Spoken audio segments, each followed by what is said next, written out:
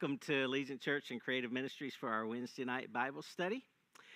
And I don't know, from the looks on Michelle's faces, I'm wondering if you're hearing our pre-message stuff here. Hopefully not. We were just teasing around about the bumper music. But anyway, Linda, why don't you lead us in a word of opening prayer tonight? Lord, we love you. We thank you for another day, another week. And Lord, it does seem like the time flies, but it does. And we're just thankful, God, that you're always with us, no matter how fast it goes or whatever we face each day. And God, we are thankful that we have your word that we can trust and that we can hope in and we can live by that and be encouraged by your word, God. We thank you for it. And we thank you for our teacher tonight, our pastor, that's going to speak into our lives again. And Lord, just help us to soak it up and make notes and take it home with us and take it at heart and live by it. And we pray for those that are sick and hurting. Comfort them. Just give them a miracle over each situation. We thank you for the praise reports and our church body family that's been healed and that's recovering quick. And we thank you. We give you all the glory for that tonight.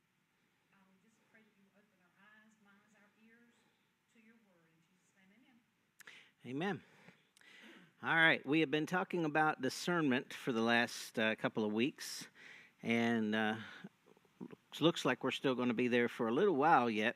However, my intention and my plan is next week to spend a little bit of time talking about how Christians should look at the voting process and what they should consider as they choose their candidates and their issues. Something I think is important. I think we can do it in a week, but if not, we'll stretch it to 2.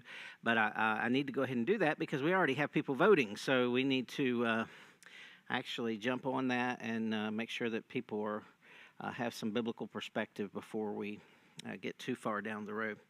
I did have another interesting week already, starting on Sunday afternoon. Most of y'all, I assume all of y'all know that by now, that we had another attempted assassination in Florida.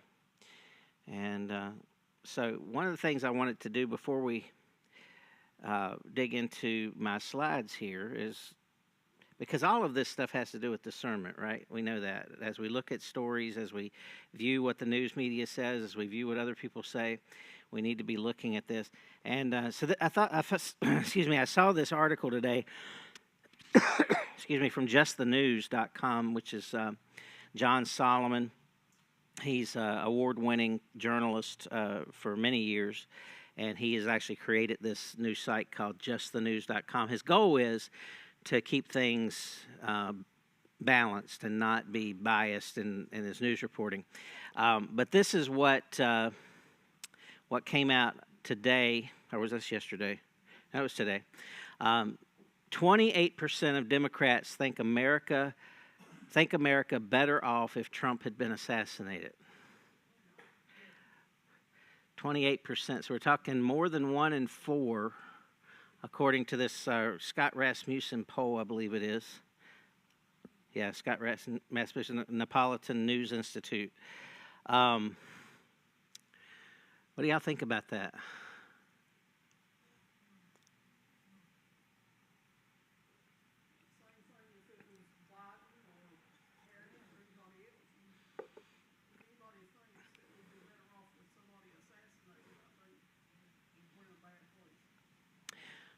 So you think society is in a bad place if that many people, you expect some percentage to always be, you're right, but when you think 1 in 4, so if we were representative of the population, which obviously we're not because we're all in church on a Wednesday night, but if we were representative of the population, then just count off 1, 2, 3, 4 for everybody you see, and that fourth person would be in that number of believing that.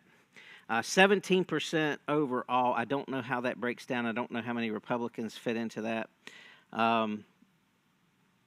And let's see. Let's dig into this a little bit more. All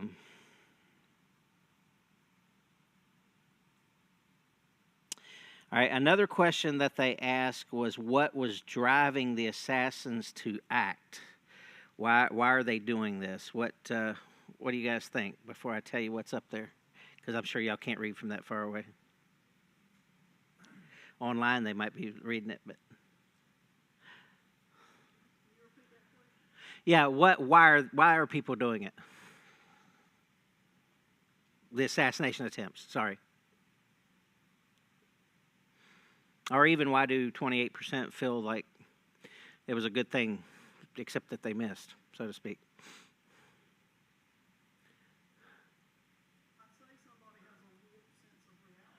Warped sense of reality. Okay, you're talking about over a quarter of the population. So,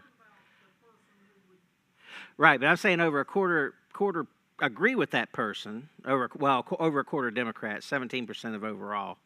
So still more than 1 out of 10. So almost 2 out of 10.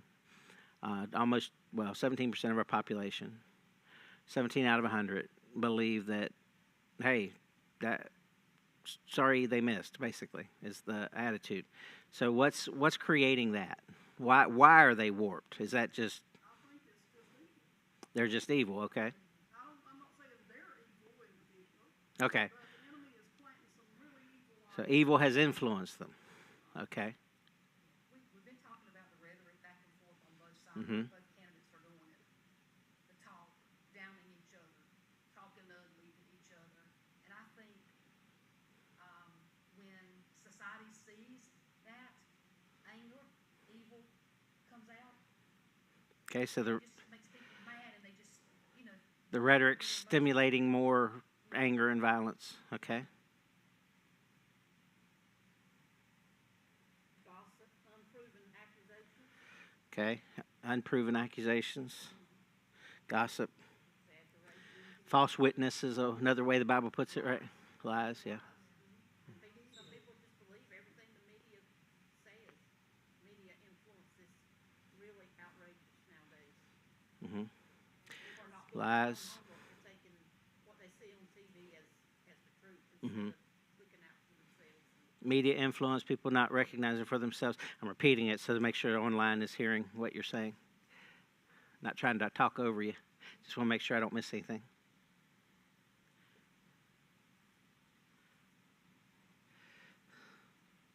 So for those coming in, we're talking about a poll that came out that 28% of Democrats think America is better off if Trump had been assassinated, and 17% overall. And then there's another question they asked in the poll, and it was related to why these things are happening. So far we've heard the rhetoric back and forth, the false witness, gossip, lies in the media, telling people things. That pretty much cover it. Evil in the world. Evil influence. Okay.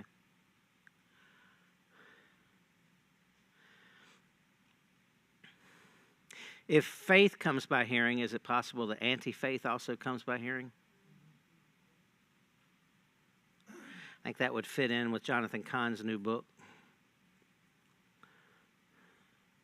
I'm not all the way through it yet, or I'd tell you more about it, but I'm only about a fifth of the way through right now. So far, it's good. And covers a lot of the ground that we talked about a while back with Israel. And remember we read Revelation, and we talked about the woman and the giving birth and the dragon. He starts kind of there and then builds up to October 7th, basically, and talks about, but also goes back into history, looking at all the different times the Jews have been treated in horrible ways.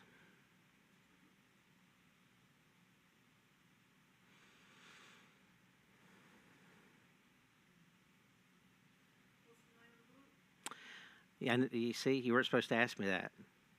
Michelle, look that up for me, please. It's Dragon something, but I can't remember exactly what it is. Or something of the dragon, or Dragon something. I could look it up on Kindle in front of me, but I don't want to change the slide on Mike back there. All right, so any other reasons y'all think that we've gotten here? Okay, fulfillment of prophecy.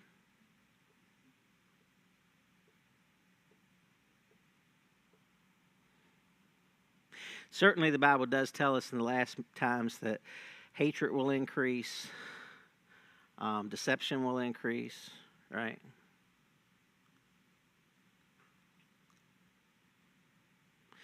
Okay, let's see what the poll said.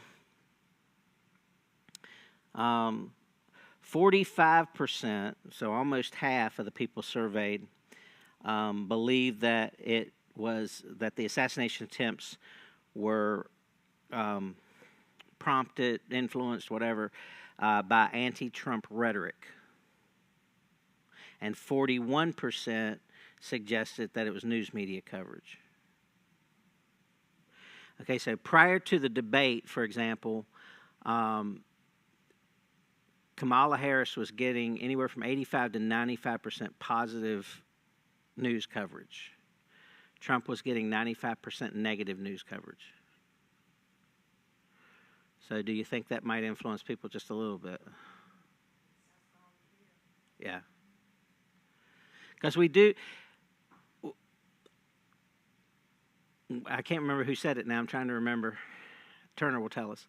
But somebody said, repeated often enough, a lie becomes truth, at least in people's minds. And then Winston Churchill is famous for saying that a lie will travel halfway around the world while the truth's getting its pants on. The dragon prophecy. Okay, my wife was right. She told me that. And I failed to believe her. See what happens, guys?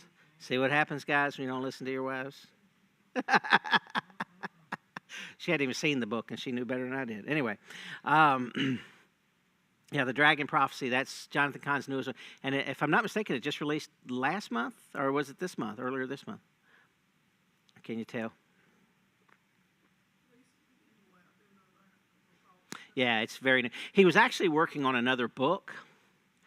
And the story's kind of interesting. Friday night, he was preaching at Bethel, which is his Bethel, Israel, which is in New Jersey. It's his church in New Jersey.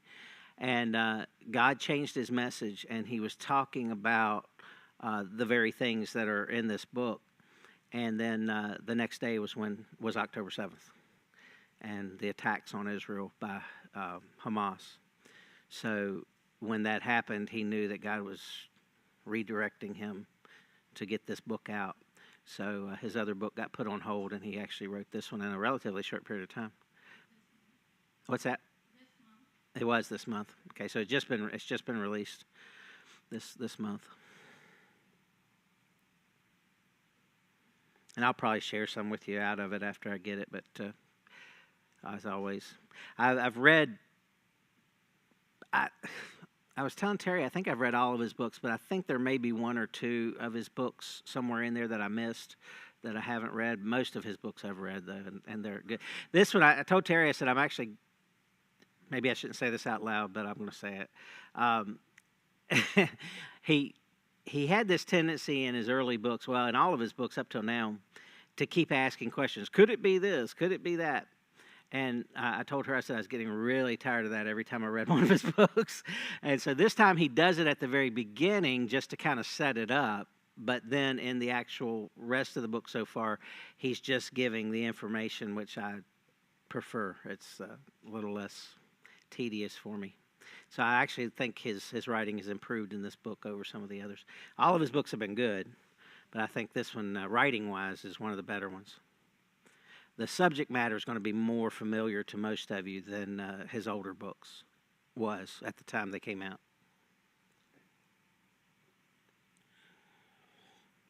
Okay, so 45% suggesting it was anti-Trump rhetoric, 41% suggesting that it was news coverage, 46% believe that the assassins are crazed individuals, 33% believe they were part of an organized effort. So that's another thing. And if you guys have been watching anything, you know there are conspiracy theories out there and that sort of thing. So what are your thoughts on that? I'm going to leave that really open. What's that? I'm sorry?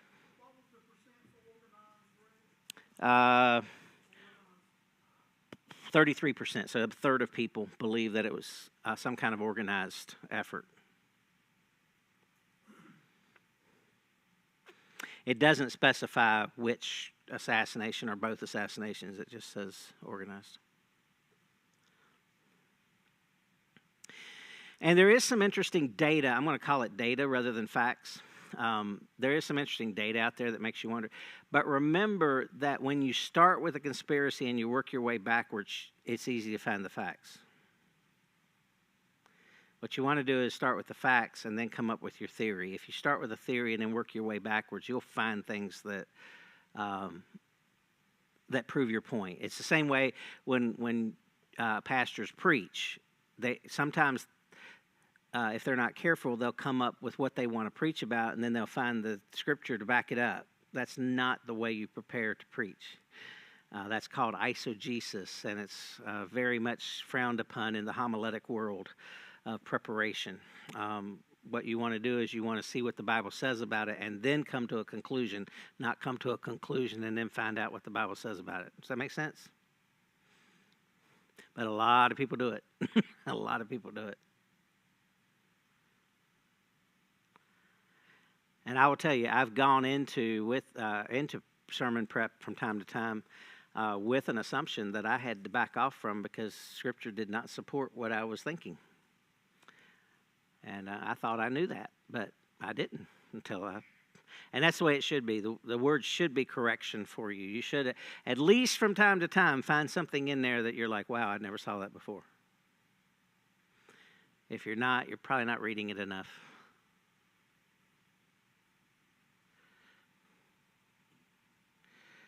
My wife wasn't here when I did the big mea culpa, so don't tell her about it. I'm just kidding. You were right. The book is The Dragon Prophecy.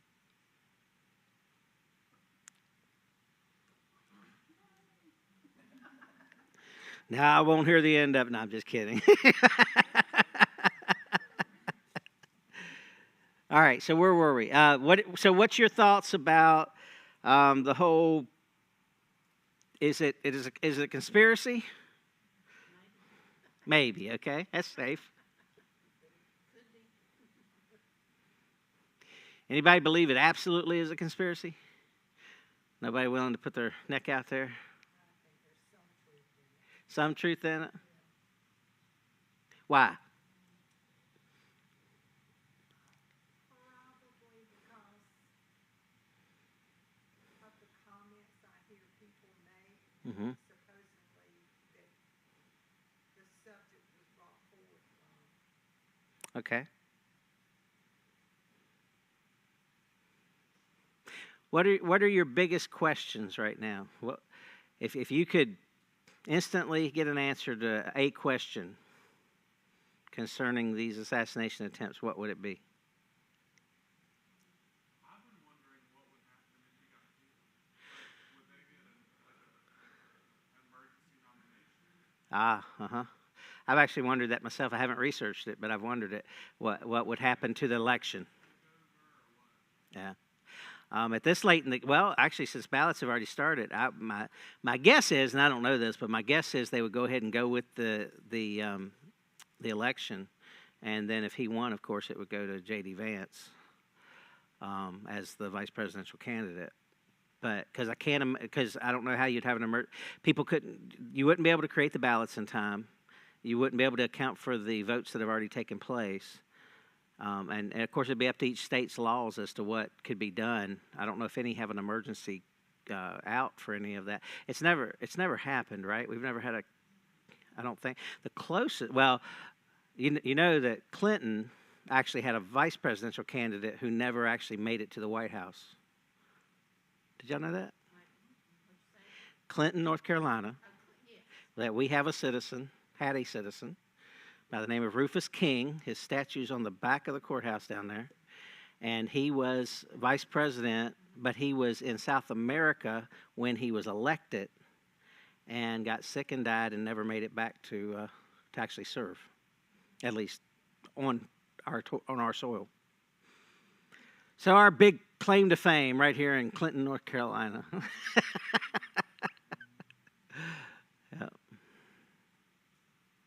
Actually, we got another one too. We got the founder of the International Pentecostal Holiness Church is from here, And actually, G.B. Cashwell, who was responsible for the East Coast Azusa, was born here, although he grew up in closer to Dunn, but still. Didn't know we were so famous, did you? I do have one. I guess this question is online with what you're talking about. I'm not sure if it's one of the questions, one of the 8 or whatever. It's probably not that, but I guess I was wondering. I've heard on what little bit I look at the news a little bit. Somebody asked the question, why are they? Is it just 2 assassinations for former President Trump, and there's not been any attempts to Biden or Kamala? Yeah. And I think many people have that question.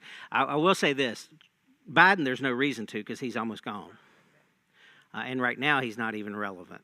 I mean, he's a lame duck before the election even happens. He's just nobody's talking about him. Now Kamala is another situation, but that's a great question. Is there a difference in the voter base for Kamala Harris than there is for Donald Trump? Because we do know that both of the assassins, interestingly, it was kind of funny because this last guy, they came out immediately, said that he didn't have any political affiliations, and then they show a picture of his house, and he has a Biden-Harris bumper sticker on his truck. It's like, don't believe your eyes. Don't believe your eyes. But, and that's how far they go out of their way to try to make things look differently than they are. But yeah, so we definitely know that these 2 guys were, well, I'll stop there for now. All right, what else? Good question.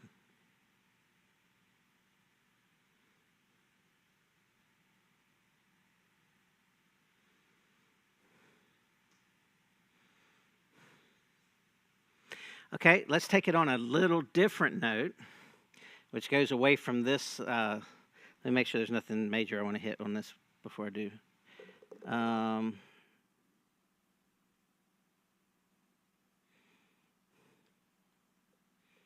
Okay, they do point out that 37% of those polled believed that it was a possible conspiracy in the JFK assassination.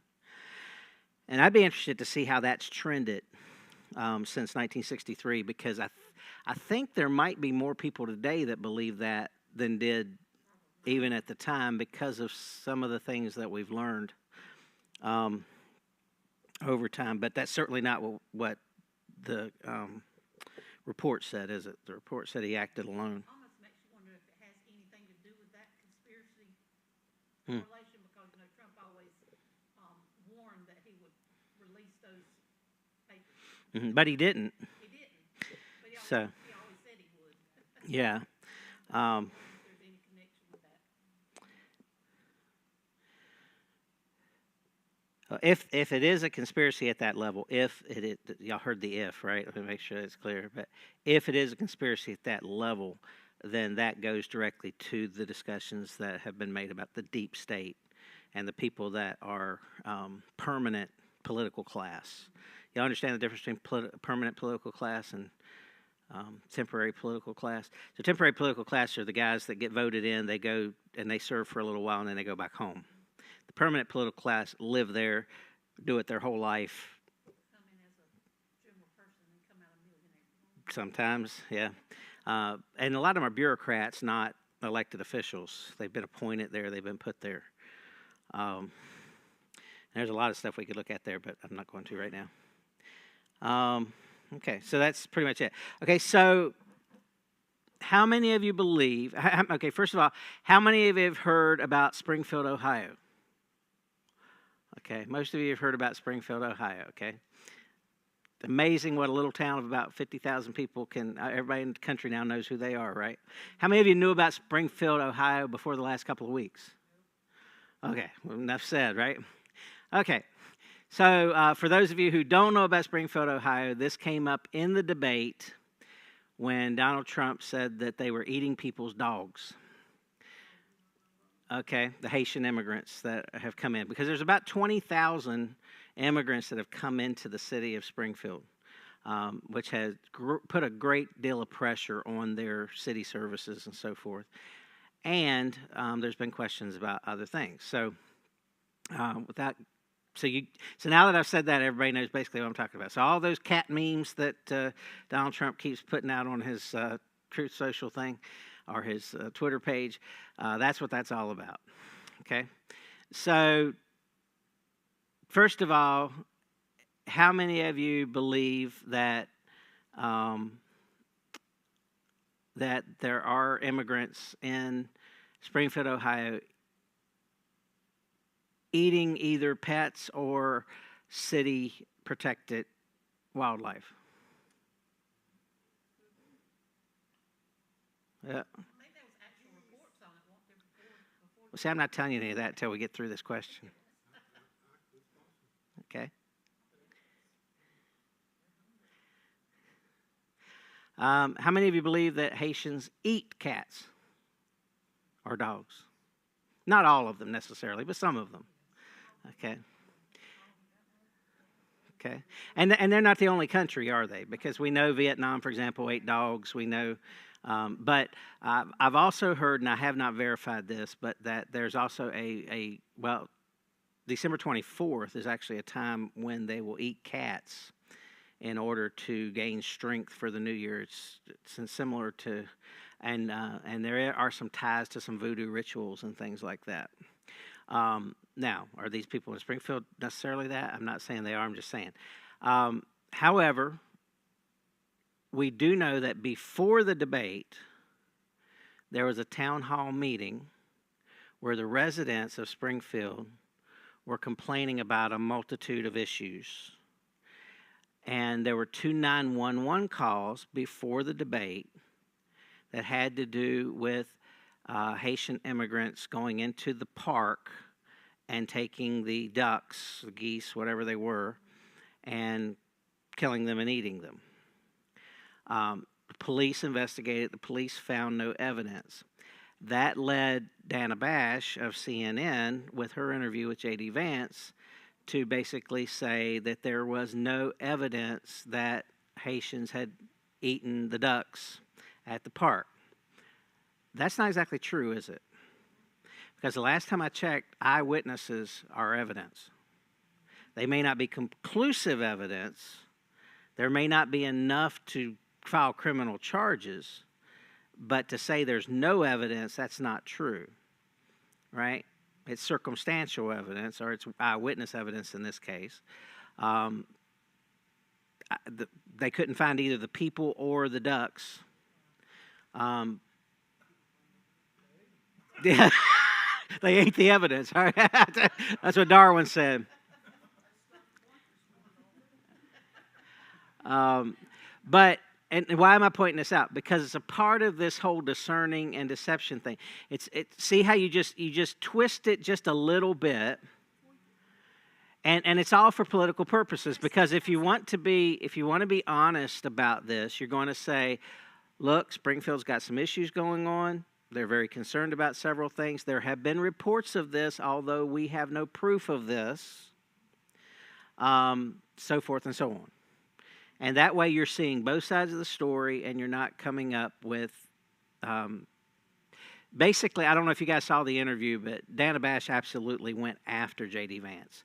And basically, one of the things that came out, and this was going to be my next question to you, is how many believe that what Trump said at the debate caused Springfield, Ohio, to get bomb threats?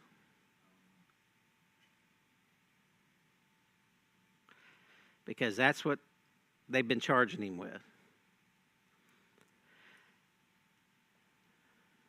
About 32, I believe, 32 bomb threats in the last few weeks. Schools, hospitals, I don't know where else.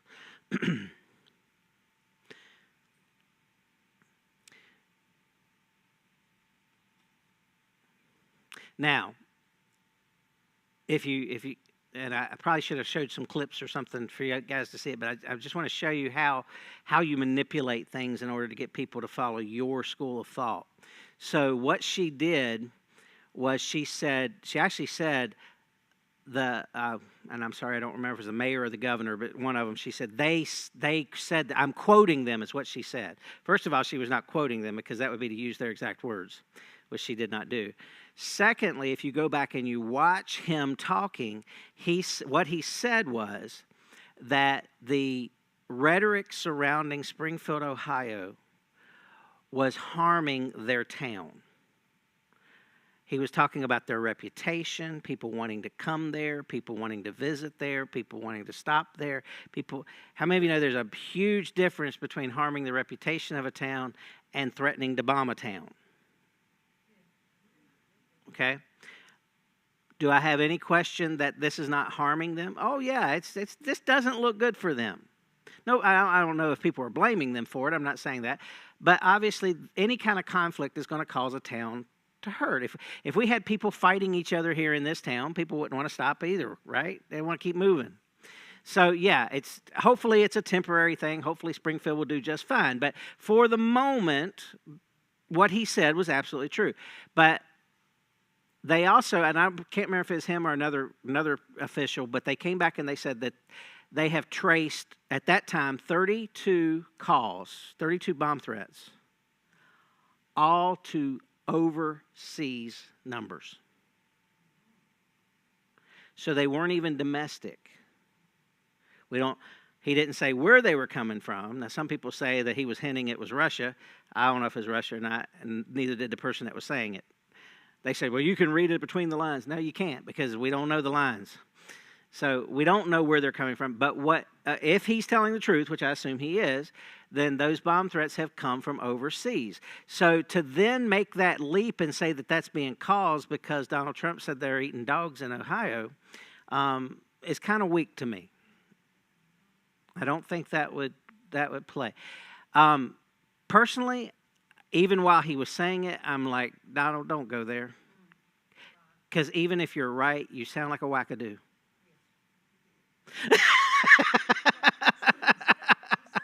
A wackadoo. He just can't help himself sometimes. Ironically, the point he was making was true. That our towns and our cities are being overrun by undocumented people that we don't even half know where they are. Now, in this case, my understanding is that some executive order allows them to be here legally, but we still have the problem of, okay, if you're going to bring them in legally, aren't you going to prepare for them to be here? Are you really just going to dump them on a town that... You're talking about a town that's not that much bigger than Clinton, North Carolina. Y'all understand that, right? It's definitely a lot smaller than Fayetteville. And you're throwing 20,000 new people into a city of 50,000. What do you think that's going to do? And that's what they've got. And there was a woman at the town meeting. I think she was in her 90s, if I remember correctly. But she was saying, "I don't feel safe. I don't feel like I can walk outside. I don't feel," and these are very legitimate concerns. And it's sad that instead of the news media looking at that, what they're focused on is the political aspects of who's going to get elected. Because truthfully, all this stuff came out before the debate even happened, and it should have been news already. But they're not going to report anything that's against their agenda or anything that's going to harm their candidate. Now, the day after the election, they may tell you all about it, but they're not going to tell you about it in advance. It's just like if you guys saw the iconic picture of Trump as he stood with his fist raised in the air and blood streaming down his face and the flag flying right behind him. In the 1950s, that would have been the cover of Time magazine.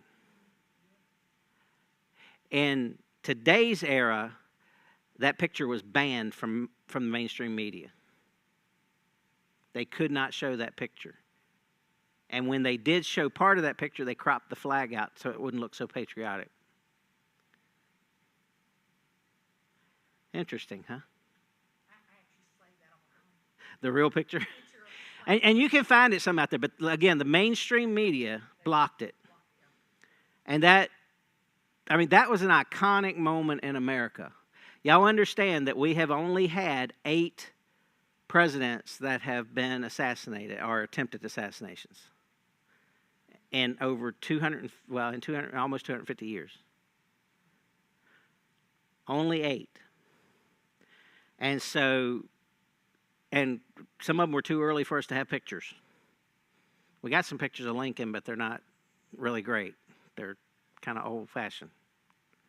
So this was the first one in high def. Anybody seen the Magruder film? Definitely not high definition TV, is it? That's the Kennedy assassination. Okay, but still, we've seen that picture of Kennedy get shot 50 billion times. It seems like, right? But this almost went off of the news as fast as it got on there. It was amazing how quickly they quit talking about it. So again, these are ways that we create a narrative that we want to create. How honest is it? That's the question. It's very dishonest, isn't it? All right. So let's go back and take a look at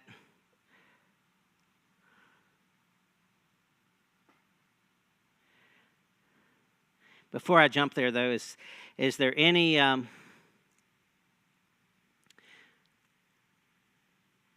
anything else anybody wanted to add to the goings on, or any questions anybody wants to ask? Or did anybody not to give their question? Because I think I might have cut you off on that. Anybody have a question you'd love to ask about what's going on? I started to Google what would happen if presidential candidate was assassinated, but I was scared Homeland Security or somebody might. They show up at the church.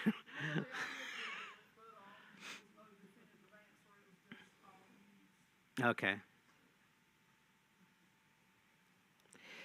Well, come on. Let's show you some modern search techniques here. Let's use AI. What would happen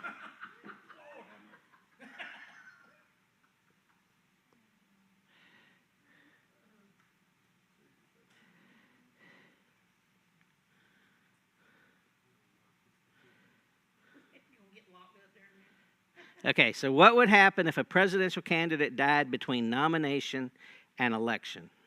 Okay. Now, this is Copilot, so it may tell me it can't talk about the elections. We'll see. Yep, it's not going to let me. So, in that case, we'll go to Perplexity and we'll ask it. Sometimes it will answer. Actually, let me do this the easy way. What's that? Is it? What would happen if a presidential candidate died between the nomination and the election? Question mark.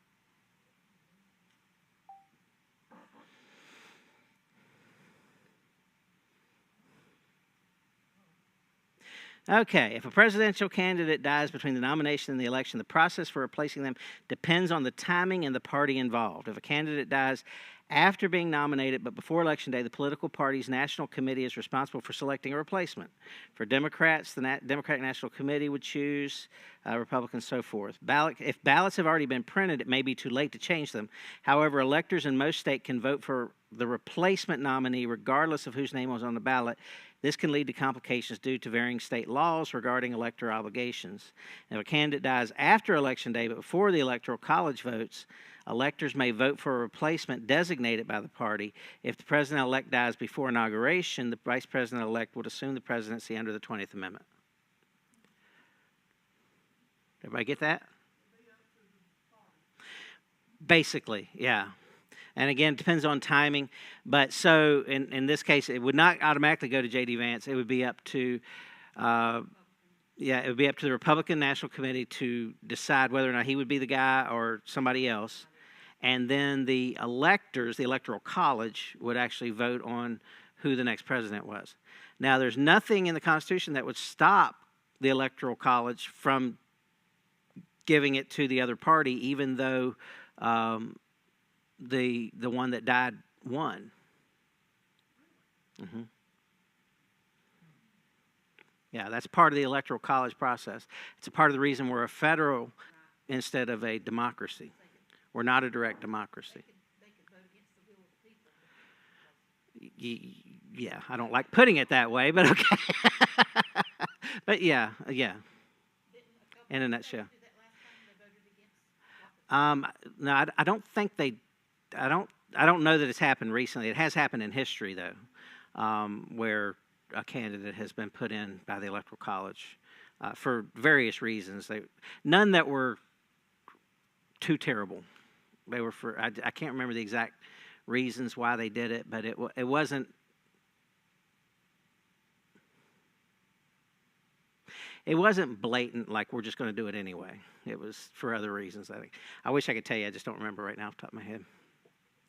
And some of them were way back when we didn't even have telephones.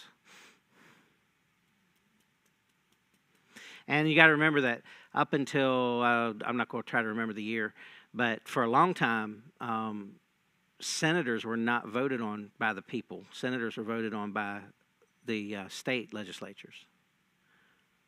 That was a part of the Federalist process that was built into the Constitution. So we used to not vote for our senators. We only voted for our representatives. And then our representatives voted for our senators, basically elected. So anyway. Okay, so now we know. Inquiring minds and all that. Okay, so looking at what we talked about last week, just wanted to hit this again. So we talked about how lies can be successful, what sells them. Well, there has to be plausible. Now, it can be plausible because it fits in, and that's the reason these conspiracy theories sell so easy, is because one is we want to believe conspiracy theories. Conspiracy theories are fun. At some level, they're just fun. Let's admit it. Okay, has anybody seen the Octopus Murders? The Octopus Murders. Okay. If you really want to get your mind twisted all into a knot, then watch the documentary on the Octopus Murders. Okay? And it will take you down paths that will just totally mess you up. Okay? And when they get done, they will not resolve anything. They will leave you to wonder. So I will warn you ahead of time. It's a true story, by the way. There is a newspaper guy or news guy, reporter that was killed or that died, and the conspiracy starts there. The conspiracy theory starts there, and ends up connecting to people in high places in government and military contractors and all kinds of stuff. And by the time you're done, you're like, wow, makes John Grisham look like a kindergarten teacher. I'll mess you up. But that is one of the most popular documentaries, probably of all time, but definitely recently. And again, at the end of it, you're not satisfied with anything because now you want to go out and start researching all this stuff, and you know that it'd just be a big, huge waste of your time. I think do you remember, Terry, was it about 15 years these reporters spent on this story? Something like that?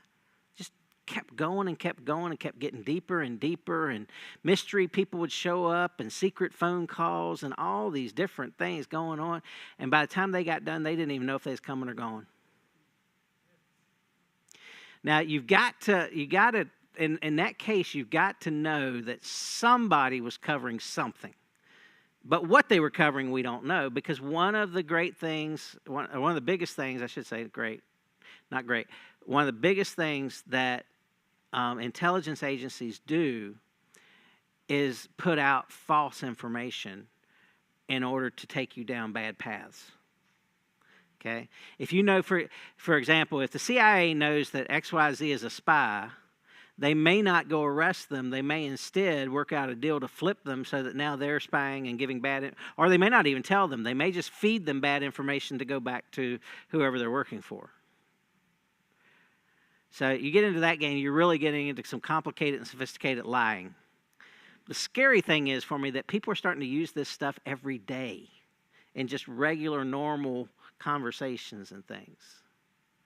So, anyway, it's got to be plausible. It's got to be consistent. And that's what drives us crazy right now, is that there are just too many inconsistencies with what we're being told and what we're seeing. Right?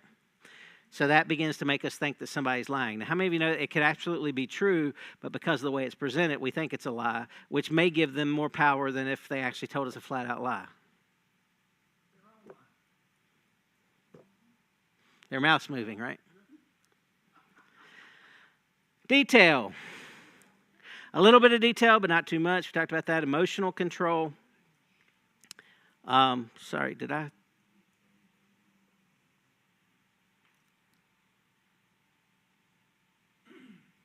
There we go. The more planning and preparation goes into it, the more it's going to be believable. Having confidence when you say it. And that's one of the things where some of these reporters are just, I was telling Terry, I said, most reporters, now the Dana Bash interview I was mentioning, either she's doing it intentionally or she is the worst reporter I've ever seen at covering up her emotions. Because when J.D. Vance starts firing back to her, she's literally twitching. At least 3 times she goes. Like, really? Most reporters, you can say anything in the world to them and they'll just go. But if you see that interview, you'll see her. She looks indignant and like, how dare you? And that's one of the theories with the debate was Kamala's emotions and how her expressions were so over the top. Remember this one? It was just, it was interesting. There's another guy. I sent this to Mike. I don't know if he's have you had a chance to see that video yet? I linked you. Okay, I called it political lighting is what I called it. But he actually goes through as a set person who sets up lighting and stuff on sets and compared the sets that they had set up for Kamala and for Trump. And if you'll notice, one of the things, for one, now we knew they were going to do this ahead of time, but just to give you an idea of how they present things, her podium was smaller than his because she's much more diminutive than he is. She's only, I think, about 5'2", so they also lifted her up to give her more equal footing with Trump so that he didn't dwarf her. Because you want to present, it's the same thing Hollywood does when they have a small leading man and a tall leading woman, like Tom Cruise. Very short. And he's got these women that he's co-starring with that are 6 feet tall. He's not. I think he's about 5'7", if I'm not mistaken. And so it wouldn't look good if, they come walking in like this. So they always set him up so that he looks like he's as tall as they are. But they actually are doing that with politics too. And then the lighting, and they actually did. He actually showed several. He showed the debate.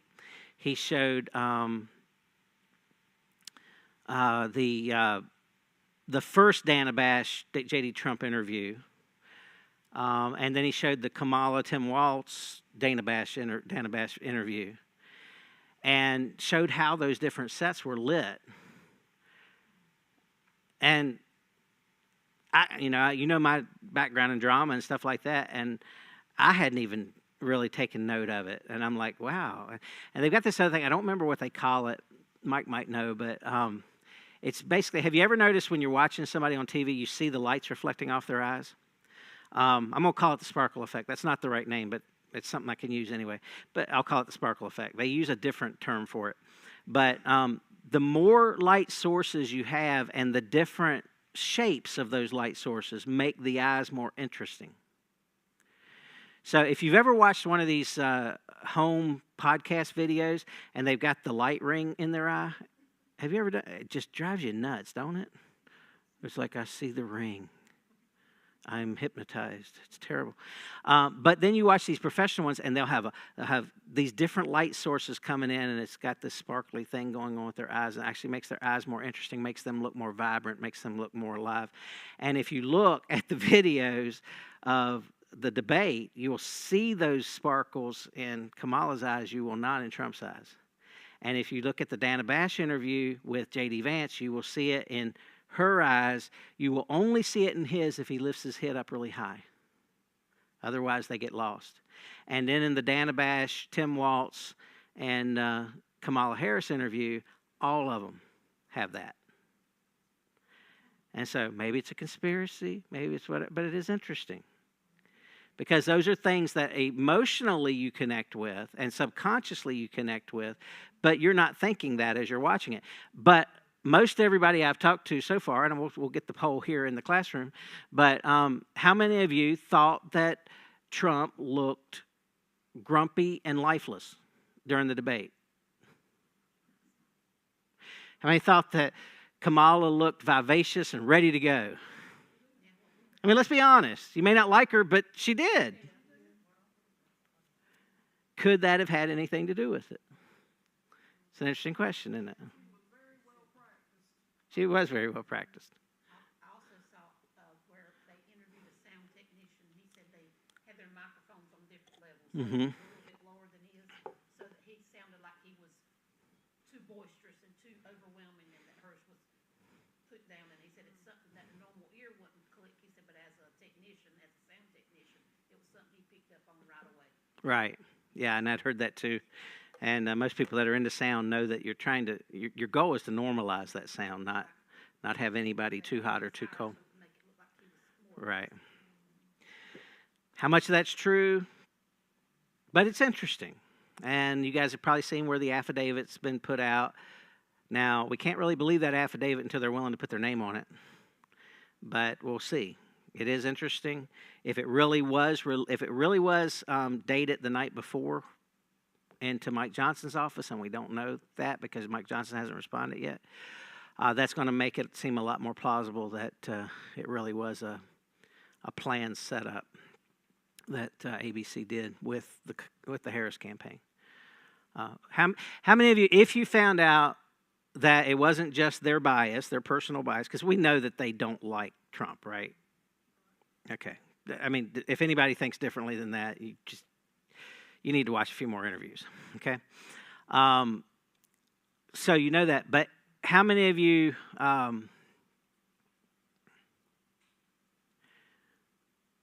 think that's a problem if indeed it's proven that they literally conspired with the Harris campaign in order to tilt the election in her favor? Okay. And we always do, but it's always after the fact, and it's the damage is done. I mean, exactly. How many of you think that the fact that the head of ABC for Disney, y'all know that Disney owns ABC, right? Introduced Kamala Harris to her husband. How many of you think that might be a conflict of interest?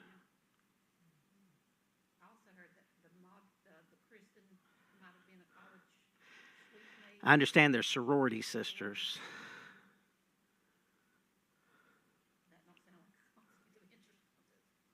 Well, you know, Dana Bash had done the other interview or the debate with Joe Biden, and she had said that that Donald Trump was basically the new Hitler. So I don't know. Personally, I told you this before. I don't know why in the world Trump would agree to have somebody moderate a debate that had called him names like that. But that is one thing I wanted to ask about. Is Linda, one of our Lindas, H, said that the rhetoric on both sides. So I'm curious, what is the worst you've heard on the left and what is the worst you've heard on the right from mainline candidates, not just YouTube talkers, but from candidates? What's the worst you've heard said about Kamala Harris? If you can repeat it in church.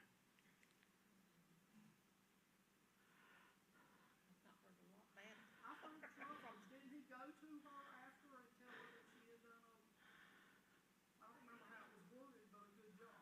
I don't know. I want to know the worst though, not the best.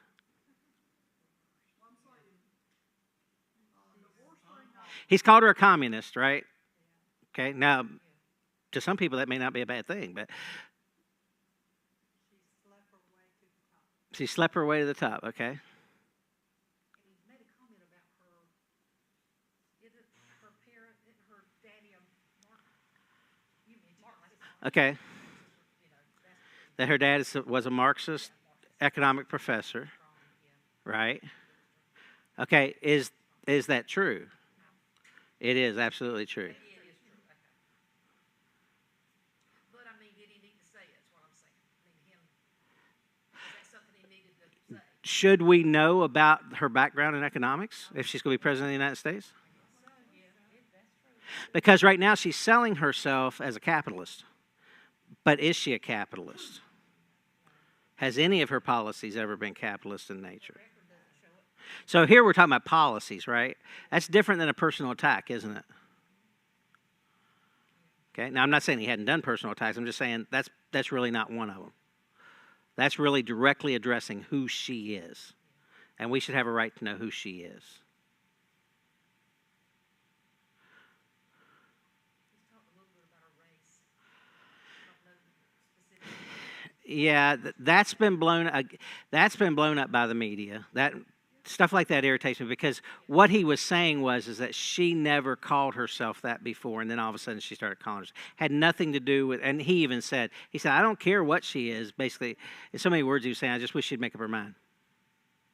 That she's using it for political purposes was his point. Now, should he have said it? No, I think it was stupid to say, but it was not full out racist like they're trying to make it. That's not true. And he was also responding to the question of why he said something about her being black. He said, I didn't even know she was a... That was in the debate. She Yeah. didn't identify as black until this... Right. Until she started running. Yeah, that came up. Identified as Indian heritage, and the mix, but never had said she was a black candidate until she started running. Right. That's what he said. I don't know if that's true completely. I don't know what her races were like in California. It probably didn't. I mean, in California, it probably wouldn't have much mattered. But Help him because he knows by now that right, everything he says like that's it's going to be turned. Yeah. little gotcha things, and they're throw them Yeah. out there out of sort and say, oh, question her, you know. Whatever. Yeah. So even though he's been unfairly characterized by that, we'll count that as something he shouldn't have said. Okay. So she slept her way to the top. She doesn't know what race she is, basically, was the line in so many words. Okay. All right, what's the worst you've heard said from a mainline left candidate toward the Trump campaign? He's a dictator. Hitler, dictator, Hitler on day one, Hitler, a threat to democracy, threat to the world, even. threat to the world. What Hillary Clinton said today. That he would shoot people with impunity because the Supreme Court said he could. Is that true, by the way? Did the Supreme Court say that he could go out and start shooting people if he wants to and they can't be held accountable for that? No, it's not at all what the Supreme Court said. But her and Biden both have been falsely characterizing what the Supreme Court ruled on that decision of immunity, presidential immunity. He supported that he was basically a Nazi, a racist. Right. I think that they're saying it's a really bad thing that he calls Roe versus Wade or was in office when it was. Yeah, he wants to get between women and their doctors. Right. Wants a national ban on abortion. At least those are policy issues, although they're not what he has stated and what he's said he would do.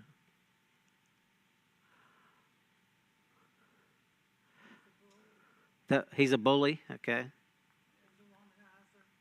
Womanizer. And that's just not true because he's too old for that now. Just kidding. Used to be, okay. All right, we know he had issues with women, okay? No doubt about that. Yeah, Bill Clinton did too. JFK did too. Yeah, it's true. He wasn't doing it at the White House, right? That we know of. Wasn't sneaking Marilyn in the pool at night, right? All right, so when you look at that, assuming that you're accurate on all that, when you look at the threshold and the level of it, which would you say is more likely to stir up these crazy people to go shoot somebody? Is there anything worse you can call somebody than Hitler? Now, if we were living 2,000 years ago, I'd say Caligula, because he was probably worse than Hitler in a lot of ways. Maybe not in the volume of people that he killed, but in his violence and his. But most of y'all probably don't even know who Caligula was. So see, we can't use that. It wouldn't be a very effective political ploy, would it? He's another Caligula. Everybody be like, what? How do you spell that?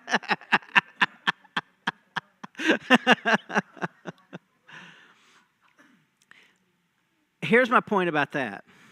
It's very easy for us to do the on both sides thing. But when we really break it down, is it fair to compare those two?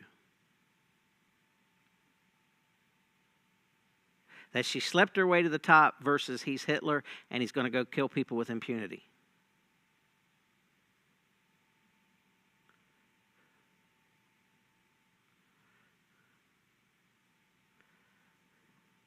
Nobody's answering me.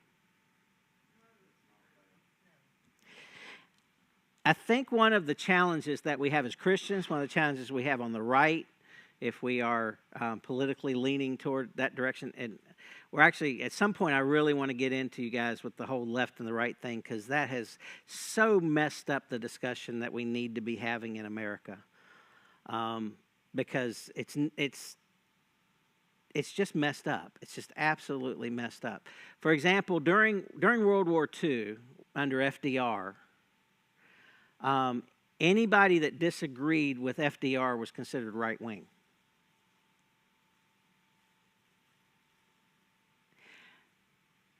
The Soviet Union considered Hitler to be right-wing, even though he believed in most of the same things that they did. And so that has really messed up our ability to be able to teach the differences that exist between the worldviews.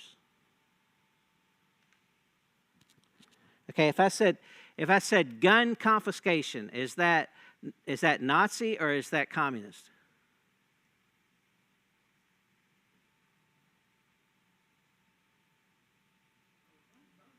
It's both. If I said large social programs to feed the poor, to give jobs, to do all that, is that Nazi or socialist? Or I should say communism. We'll use that. Which one? It's both. Hitler had one of the largest welfare programs in the world. Didn't know that, did you? If I said that that I was going to tell people what they could charge when they do work, and then if they don't charge it, I'd put them in jail, would that be communist or fascist? Kamala? Terrible. Did she just say Kamila?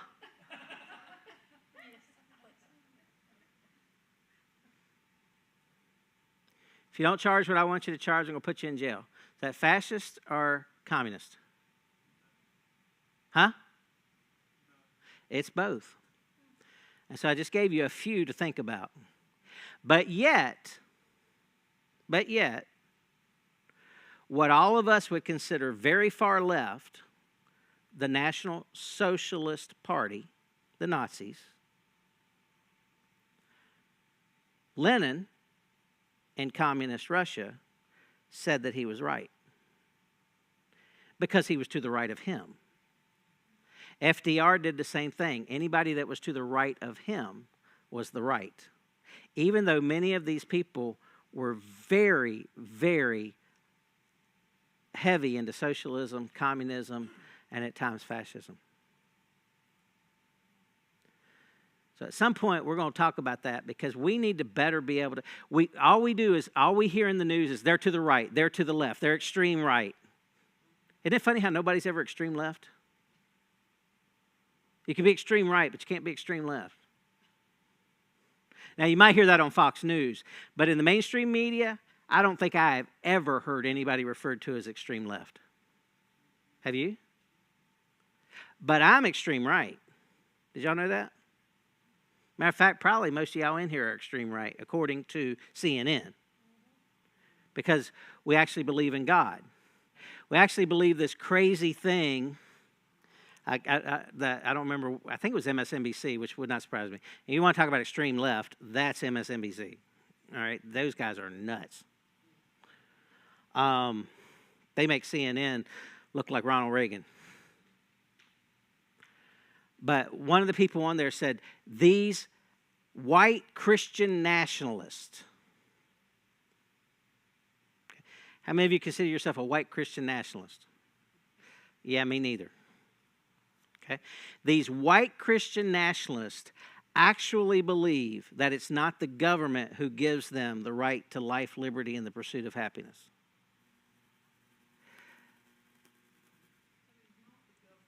That's what the Declaration of Independence says. We hold these truths to be self-evident, that all men are created equal and have been endowed by their Creator with the right to life, liberty, and the pursuit of happiness. But yet here she is on network news as an expert telling everybody that only crazy right-wing extremist Christians that happen to be white believe that stuff. No, that is our founding document that teaches that stuff. And where did it get it from? From the Bible, from John Locke, and from other great men. But those two are quoted more often by the founding fathers than anything else, the Bible and John Locke. So we see this deception coming in to teach and if you talk to kids nowadays, they will swear up and down things like that without any concept of history, without any understanding. I asked you the question. I said, which party would arrest somebody? There was an immigrant. I want to say it was in New York. I don't remember for sure. New York, Chicago, somewhere. Anyway, the government told him that he had to charge at least 40 cents to press somebody's suit. This was in the 1930s. At least 40, did I say 40 cents? At least 40 cents to press somebody's suit. He only charged 35 cents. They put him in jail for 3 months. That was under Franklin Delano Roosevelt. You know, the guy that they love so much, who did so much for America. And that's just the beginning. By the time I get done with FDR with you guys, you're never going to think of him as the nice guy again. So corruption has been around forever. Oh, it's always been around. But as you look, and I'm going to have to stop for tonight, but as you look, the progressive era started under Woodrow Wilson. Remember, that's who Hillary Clinton said she modeled her own self after. Progressives in the manner of Woodrow Wilson. Woodrow Wilson was the very first person in American history to challenge the U.S. Constitution and to say that it was a living, breathing document that could be modified with the times and that it should never get in our way of getting things done. Our founding fathers would have said it absolutely should get in the way of you getting things done if what you want to get done is against what we've put here. That was Woodrow Wilson. FDR worked in his War Department. So he grew up in the progressive movement. Now, Teddy Roosevelt was a progressive. Probably the most progressive Republican there was. See, I'm showing you this because, remember what I said, we've gotten right and left all confused. We have had many progressive presidents who have been Republican, not just Democrats. It's what they did with their power that makes a difference, not what label they had or what animal they had on their lapel. And so by the time FDR got into office, that was the second wave of progressivism, although they quit calling it progressivism because progressives had a bad taste in people's mouths from World War I and all that happened under Woodrow Wilson. So then they started calling themselves liberals. Now, that's unfortunate because up until that time, classic liberalism was the people who believed in what John Locke had to say. And that's why I don't like calling people liberals anymore. That's a name they gave themselves that belonged to people who truly believed in being liberal with people's rights, not taking them away. Liberal interpretations of the Constitution. Now watch this. The people that grew up in the Franklin Delano Roosevelt, guess who they taught in the universities and so forth when they grew up? The kids of the 1960s.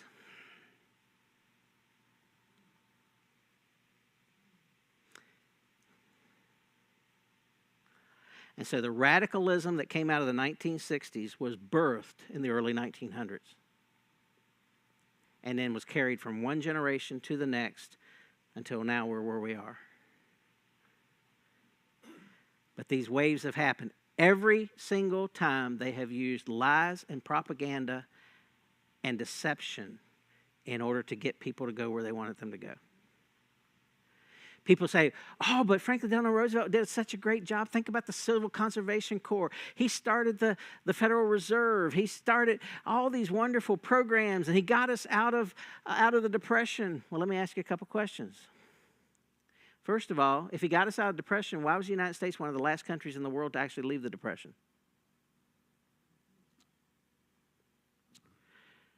Number two, and this is the biggie I'm going to end with on this for FDR at least, and that is, if he was so great, why did Congress immediately rush to pass the 22nd Amendment, which made a president only serve 8 years, 2 terms? Because he had been elected to 12. The only president in history to serve more than 2 terms.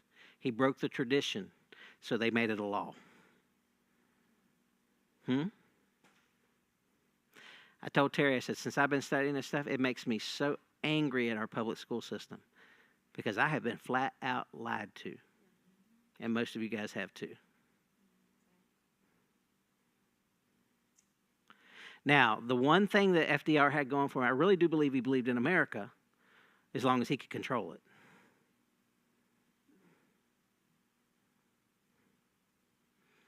So, why do we want to look at these people? Why do we want to study these people? Why do we want to look at their policies and what they did? Because this is the same game that gets played over again. As a matter of fact, I was talking to you about Caligula earlier. He used some of the exact same tactics in Rome 2,000 years ago. Caligula? Oh. Who? Oh, yeah, that's what they say. Till he got polio at least. Or, was it polio? No, it's TB, wasn't it? TB. Yeah, so did Caligula. Caligula was weird. You talk about bad now. Now, of course, that wasn't a republic. Well, it was a republic. No, exactly. No, they weren't a republic anymore by that point. But in Rome. But yeah, Caligula had a long-going affair with his sister. So, yeah. He only served for 1,400 days, which I think is interesting because that's how long Kamala's been in office.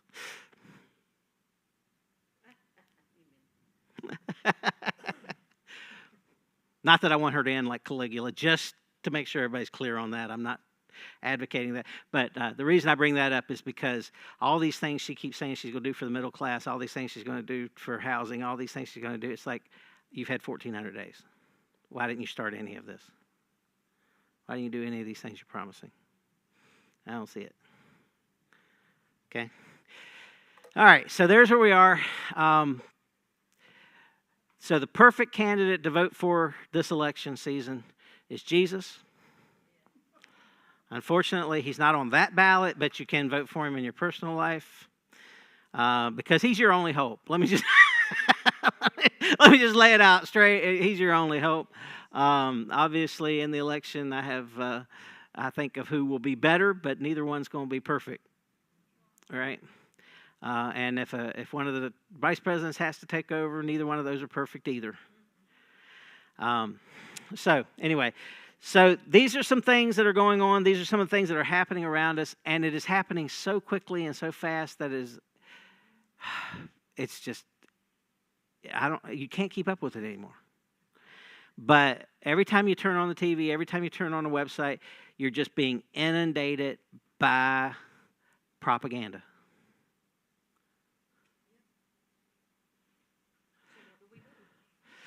Discernment. Remember, that's the course. Let's go back here. Discernment. And we're gonna look at more and more tools. First of all, I'm trying to teach you how to see it and how to recognize it. But just because somebody says it using all of these techniques, plausibility, consistency, detail, emotional control, preparation, confidence, audience, simple, and don't forget the one we added last week, peer pressure, right? You get a bunch of momentum around you, and then everybody goes for it, right?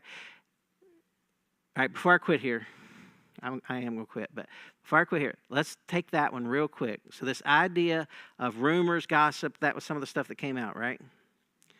So tell me a biblical story where a man was destroyed in exactly that way. Before that. That's true, though. But this one's specifically about that very technique, the story I'm thinking about.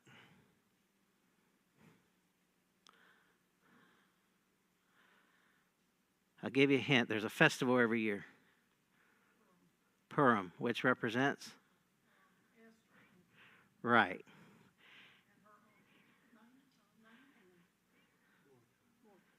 Yeah, that was Mordecai. But you're right. The one you're on is right. Yeah, I'm sorry. I got you down the wrong path. I want to go back before that to Naaman. And what happened with Naaman? What did he have that they wanted? The king wanted. Ahab, right? Had a garden. And Ahab wanted it. And so how'd they get it? They what? How'd they do the lie? Yeah, they set him up good, didn't they? They actually brought him to a festival where he was being honored. How's that for a setup? And then planted some liars right beside of him to say that he had blasphemed God. Which is kind of ironic considering the woman that set him up was constantly blaspheming God. So, wait a minute. So, she was accusing him of doing the very thing that she had always done.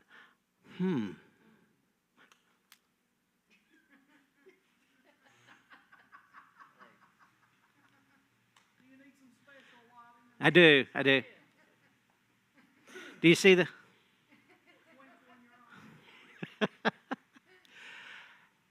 And thank you. And there's another point. We got 3 points of light. Now I sound like George Bush. The points of light. Anyway, so anyhow, yeah. So look how long ago that was. What we're looking, I don't know exactly, 2,500 years ago, 2,800 years ago, something like that. I'd have to go back and look to be sure, but it's been a long time ago. Probably a little less than that, actually, because I think. But anyway, yeah, it was over 2,000 years ago, right? Definitely over 2,000. So this idea of you're doing something and you're accusing other people of doing exactly what you're doing. We are seeing that all over the place. So be aware, watch out, look for it, figure it out. And one of the most important things we need to know, because I think you guys are getting good at picking it out, but now what we're going to have to start learning after next week, because next week we're going to talk about what we should be looking at as Christians in the election. But we also need to consider, how do we battle against it? And we have got to get better at having a defense. And so we're going to be taking a look at that. All right, who's going to lead us in closing prayer? Deborah, you got it? Closing prayer? Sure. Okay, thank you. Lord, there's an awful lot for us to be concerned about and prepared for and diligence at, Father God, and seeking you first and putting you first, Father God, because all of our truth and all of our judgment that is fair and honest comes from you. So we pray tonight, God, that you would help us, Father God, as we proceed in this time, to seek your face for discernment, to know truth, to be steered away from deception, Father. And we're just so thankful, Father God, for your kingdom, for your leadership. And we ask you to move in our hearts and lives and help us to be prepared, Father God, to stand and give our words of testimony and love not our life to the death. Because we don't know what's ahead of us, Father God, but we know that you are our hope, and we praise you for that. And we give you honor and glory for that tonight. We thank you for every prayer that you have answered this week, and whether it had gone our way or not, Father God, we're so thankful that we can look to you for our help. It comes from you, and we praise you for that tonight in Jesus' name. Amen. Amen. Have a great